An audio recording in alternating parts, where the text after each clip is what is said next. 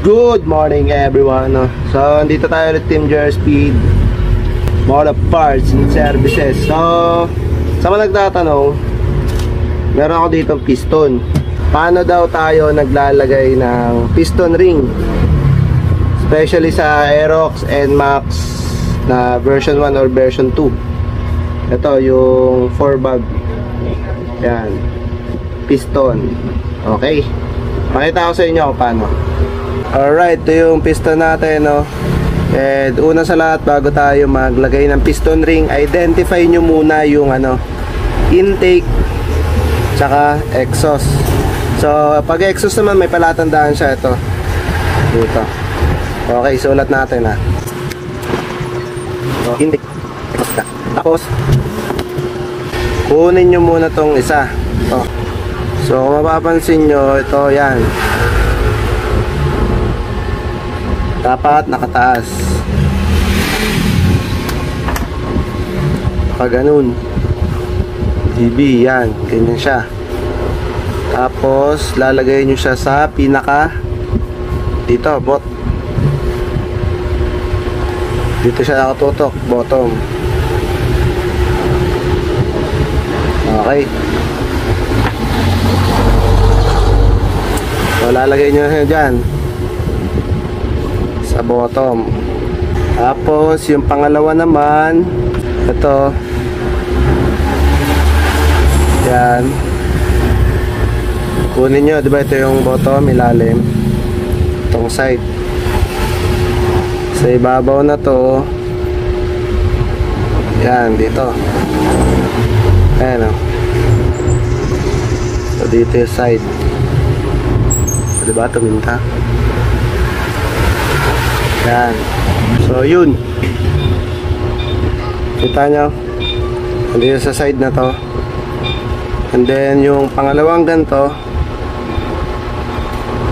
sa taas naman na ito, dito siya sa kabila. So yan, dito sa side na yan. Alright, so ito na, dito yung pangalawa. Yan, yan.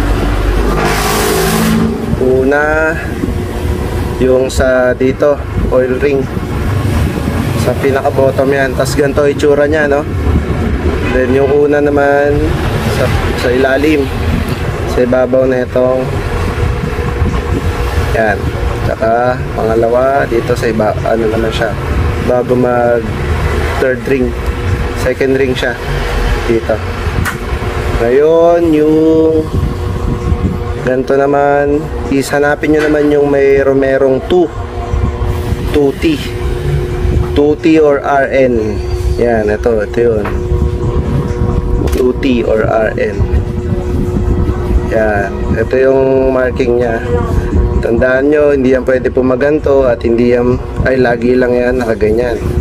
Okay, so saan siya itatapat?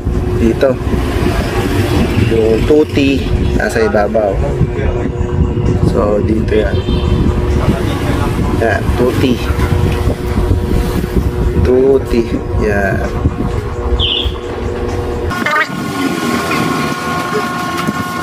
Yan, dun siya sa ilalim. Tapos yung last one, ganun din, meron din yung pang mark dyan. Hindi siya pwedeng nakaganto ilalagay, dapat ganun lang, dito sa pinaka taas.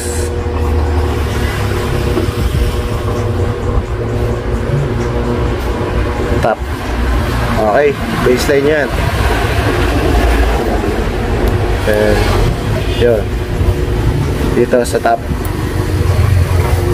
Alright, so yun lang, no, yung sa ginawa natin. Napakalabo ng camera ko, ba't gano'n? So yun lang, no, ginawa natin